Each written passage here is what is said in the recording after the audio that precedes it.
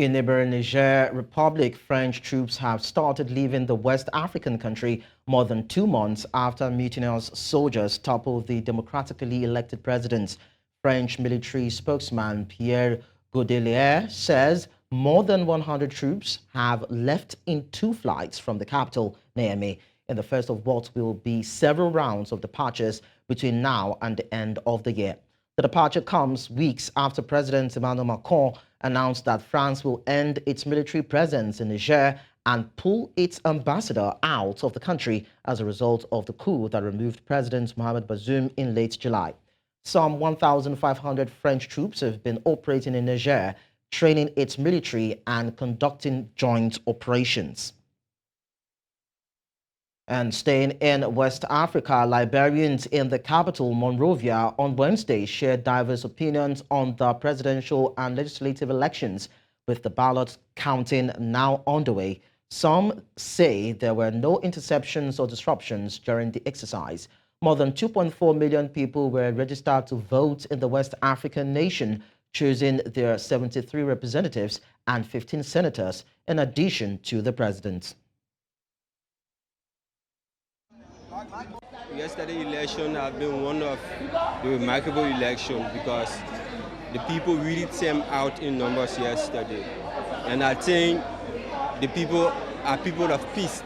So because we cannot repeat history. Each police center was very good. We had numbers going in.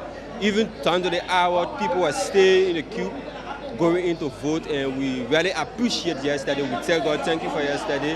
That it was so peaceful. It was peaceful. There was no interception or disruption. Everything went smoothly. The turnout was very huge. As early as 10 o'clock in the morning, the place was already overcrowded. The place was overcrowded. I mean, they actually came out. They wanted to express themselves through the ballot. I mean, they had something to say, but then they could not say us except through the ballot paper. Yeah, I want to tell the international community that they should just keep eyes on us, and then they should be looking at the National Election Commission. She shouldn't panic, you know. They should be focused and give the election the result. Anybody that wins, we say accept it, they will be our president. And joining me on the news to discuss more on this is Alex Kayee. He is a civil society activist, and he joins me from Monrovia, Liberia's capital. Alex, thank you so much for joining us on the news. Yeah, thank you very much for having me. Before I take your reaction on what Liberians have said in terms of the elections that just went by, kindly keep us to speed with what is happening in Liberia. When is the National Electoral Commission of Liberia expected to announce final results?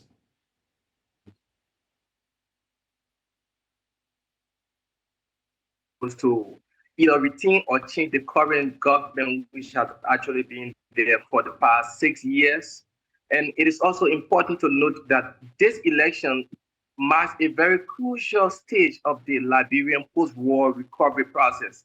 And this year actually marks 2 decades since Liberia restored or returned from war and have been fostering or have been nurturing a culture of peaceful democracy and social cohesion. So it has actually, gearing up to this election was very difficult because a lot of people have fear with the history that Liberia has had. People were actually panicking as we were moving to this election, but basically it has actually turned out to be a very peaceful one.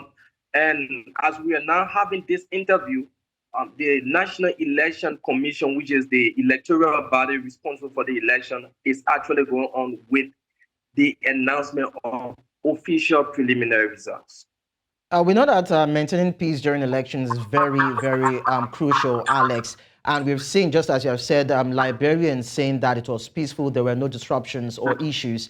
Now, what are the key contributing factors to the peaceful atmosphere being enjoyed during this electoral period? And do you foresee any potential post-election stability changes or challenges arising, even as we hope that the announcements will be made?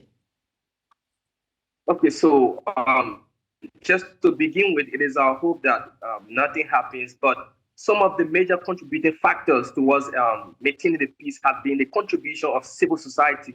I, for one, work for one of the leading civil society institutions in Liberia, and And we have actually put in a lot of time with the help of some of our international partners, because we have the UN, the UC, the American Embassy, the Swedish Embassy, and a lot of international bodies who are in Liberia have vested interest because of the level of contribution they have made to Liberia since the end of the era of Charles Taylor.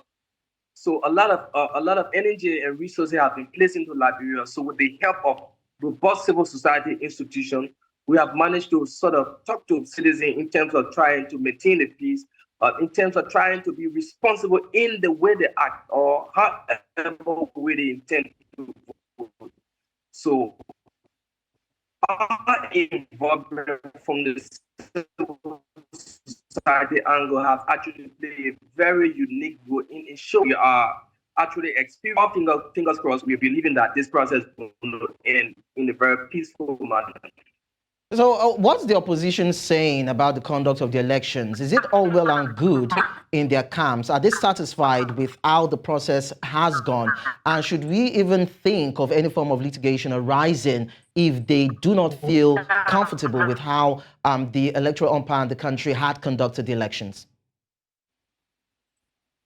Okay, so Liberia being a very young democracy, dating back from 2003, what we have actually established as a group is that whenever there are issues, our people always run to court. So that was the case in 2017. One of the leading political parties felt disenchanted and they went to court. So what from us we are expecting is that whenever somebody does not feel satisfied, they'll actually use the court as the best channel as the best means to channel the grievances. But as it stands, there has not been any major issue yet. Even though coming to the process, there were some issues that some major political parties went to court for. But with the current wave of results, or unofficial results that have been flooding the internet and some local radio stations, it is also proving that the leading opposition, which happens to be the former ruling party, is actually celebrating some of the results. So we have not actually heard anything of some malpractice or some other issues that might likely cause confusion. It is our hope that as the electoral body announces the result progressively, whoever feels cheated will actually use the courts as the best means to settle any other issue they have. Alex Kayee, thank you so much for talking to us on the news. Thank you. It's been a pleasure.